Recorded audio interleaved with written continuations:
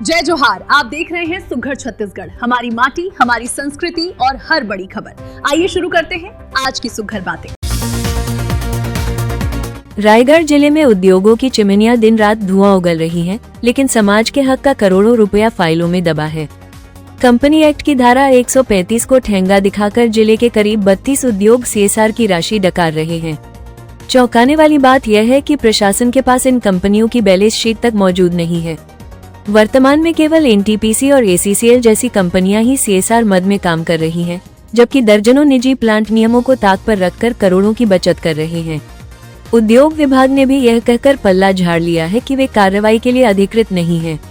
अब सवाल यह उठता है कि आखिर किसकी शह पर ये कंपनियां जनता के हक के पैसे पर कुंडली मारकर बैठी है और प्रशासन इनकी जवाबदेही तय करने में नाकाम क्यों है। रायगढ़ के जूटमिल थाना क्षेत्र में फरसानुमा तलवार लहराकर लोगों को डराने वाले एक युवक को पुलिस ने सलाखों के पीछे भेज दिया है। मामला ग्राम अमलीभौना का है, जहां 21 वर्षीय प्रकाश यादव शराब के नशे में धारदार हथियार लेकर राहगीरों को धमका रहा था और इलाके में दहशत का माहौल बना रहा था। मुखबिर की सूचना पर जूटमिल पुलिस ने तत्काल मौके पर पहुंचकर घेराबंदी की और कड़ी मशक्कत के बाद आरोपी को हथियार समेत धर दबोचा। एसएसपी शशि मोहन सिंह के सख्त निर्देश के बाद पुलिस ने आरोपी के खिलाफ आर्म्स एक्ट के तहत मामला दर्ज कर उसे जेल भेज दिया है। पुलिस ने साफ कर दिया है कि गुंडागर्दी और दहशत फैलाने वालों पर जिले में इसी तरह की सख्त कार्रवाई जारी रहेगी। दरियाबंद के चर्चित उर्माल ओपेरा कांड में निलंबित किए गए एसडीएम तुलसीदास मरकाम को हाईकोर्ट से बड़ी अंतरिम राहत मिल गई है। 16 जनवरी को कमिश्नर द्वारा जारी निलंबन आदेश के खिलाफ याचिका पर सुनवाई करते हुए कोर्ट ने राहत दी है और राज्य सरकार से 10 दिन में जवाब मांगा है। राहत मिलते ही एसडीएम मरकाम ने मैनपुर कार्यालय पहुंचकर अपनी कुर्सी संभाल ली है। दिलचस्प बात यह है कि कुर्सी पर बैठते ही उनका पत्र सोशल मीडिया पर तेजी से वायरल हो रहा है, जिसे उनके शुभचिंतक पिक्चर अभी बाकी है जैसे गानों के साथ शेयर कर रहे हैं। अब देखना होगा कि 4 हफ्ते बाद होने वाली अगली सुनवाई में प्रशासन कोर्ट के सामने क्या दलीलें पेश करता है। रायपुर पुलिस ने ऑनलाइन सट्टेबाजों के एक हाई प्रोफाइल गिरोह का पर्दाफाश करते हुए करीब 92 लाख रुपए का सामान जब्त किया है।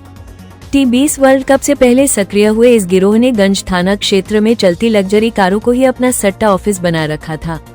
एंटी क्राइम और साइबर यूनिट की टीम ने घेराबंदी कर 2 महिंद्रा थार और एक नेक्सा कार को पकड़ा, जिसमें से 37.50 लाख रुपए कैश और मास्टर आईडी बरामद हुई।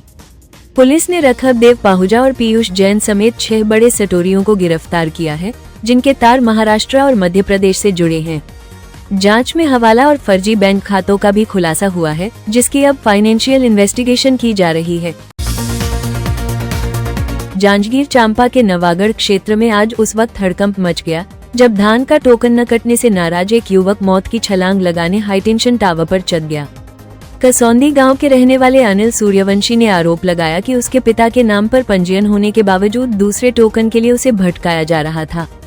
करीब 5 घंटे तक चले इस हाई वोल्टेज ड्रामे के दौरान ग्रामीणों की भारी भीड़ जमा रही।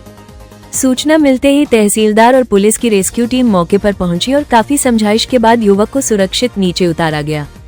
इधर इस घटना को लेकर सियासत भी गर्मा गई है। कांग्रेस विधायक व्यास कश्यप ने इस मामले में भाजपा सरकार पर किसान विरोधी होने का आरोप लगाया है।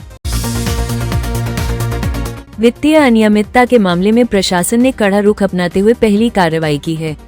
विभाग के बजट और सरकारी फंड में गड़बड़ी के आरोप में तत्कालीन कार्यालय कर्मचारी माया कसार और योगेंद्र कश्यप को तत्काल प्रभाव से निलंबित कर दिया गया है।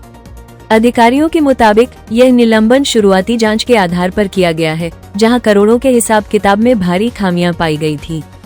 फिलहाल दस्तावेजों की बारीकी से जांच की जा रही है और विभाग में इस कार्रवाई के बाद से हड़कंप मचा हुआ है। माना जा रहा है कि आने वाले दिनों में कुछ बड़े अधिकारियों की भूमिका की भी जांच होगी और उन पर भी कड़ी गाज गिर सकती है। नवा रायपुर इलाके में मंत्रालय कर्मचारियों के परिवारों पर हमले की सनसनीखेज वारदात सामने आई है। शनिवार सुबह करीब 5 बजे 8 से 10 बदमाशों के झुंड ने कर्मचारी कॉलोनी में जमकर पत्थरबाजी की, जिससे दर्जन भर घरों के शीशे टूट गए और गेट तोड़ने की कोशिश की गई। इस हमले से गुस्साए मंत्रालय कर्मचारियों ने सुबह ही थाने के सामने नारेबाजी कर जबरदस्त विरोध प्रदर्शन किया। कर्मचारियों का आरोप है कि कॉलोनी के आसपास खुलेआम नशाखोरी होती है, जिसकी बार बार शिकायत के बावजूद पुलिस कोई ठोस कार्रवाई नहीं कर रही। प्रदर्शनकारियों ने चेतावनी दी है कि अगर आरोपियों की जल्द गिरफ्तारी और सुरक्षा के पुख्ता इंतजाम नहीं हुए तो आंदोलन को और तेज किया जाएगा। खरीदी का महाअभियान आज संपन्न हो गया। इस साल प्रदेश में महासमुंद जिला धान खरीदी के मामले में अव्वल रहा, जहां 1,48,000 से ज्यादा किसानों से रिकॉर्ड 10 लाख मीट्रिक टन से अधिक धान खरीदा गया। वहीं अंबिकापुर, बेमेतरा और बलौदाबाजार जैसे जिलों में भी बम्पर आवक दर्ज की गई। कृषि मंत्री रामविचार नेताम ने खरीदी पर संतोष जताते हुए कहा कि इस बार अवैध धान और बिचौलियों पर सख्त कार्रवाई की गई, जिससे सरकार का पैसा बचा है। मंत्री ने पिछली सरकार पर निशाना साधते हुए कहा कि इस बार केवल वैध किसानों की ही उपज खरीदी गई है। अब प्रशासन का पूरा ध्यान धान के उठाव और मिलिंग की प्रक्रिया पर है, ताकि किसानों को समय पर भुगतान और केंद्रों को खाली कराया जा सके। रायगढ़ की कोतवाली पुलिस ने मुस्तैदी दिखाते हुए एक लापता नाबालिग बालिका को महज 24 घंटे के भीतर सुरक्षित बरामद कर लिया है। 28 जनवरी को घर से लापता हुई इस बालिका को बहला फुसलाकर भगा ले जाने वाले 19 वर्षीय आरोपी आशीष चौहान को पुलिस ने चक्रधरनगर क्षेत्र से दबोच लिया है। एसएसपी शशि मोहन सिंह के निर्देश पर हुई इस त्वरित कार्रवाई में पुलिस ने आरोपी के खिलाफ भारतीय न्याय संहिता और पॉक्सो एक्ट के तहत मामला दर्ज कर उसे जेल भेज दिया है। एसएसपी ने सख्त संदेश देते हुए कहा है कि नाबालिगों से जुड़ा अपराध बर्दाश्त नहीं किया जाएगा और ऐसे अपराधियों पर कठोरतम कार्रवाई सुनिश्चित की जाएगी। रायगढ़ की जूट मिल पुलिस ने ट्रेलर से टायर चोरी करने वाले एक अंतर्राज्यीय गिरोह के खिलाफ बड़ी सफलता हासिल की है। पुलिस ने मामले में फरार चल रहे 2 मुख्य आरोपियों फुलेश्वर चंद्रा और मोहम्मद टिंकू खान को गिरफ्तार कर लिया है। इन पर चोरी के 11 टायर खरीदने और उन्हें आगे बेचने का आरोप है। अक्टूबर माह में 15 टायर चोरी होने की रिपोर्ट के बाद पुलिस ने पहले ही 4 आरोपियों को दबोच लिया था। अब इस नेटवर्क के मुख्य खरीदारों तक पहुंचकर पुलिस ने चोरी के माल और पैसों की रिकवरी की है। एसएसपी शशि मोहन सिंह के निर्देशन में पुलिस अब गिरोह के एक और फरार सदस्य सतीश कुमार की तलाश में जुटी है। पुलिस ने स्पष्ट किया है कि संपत्ति संबंधी अपराधों में शामिल किसी भी अपराधी को बख्शा नहीं जाएगा।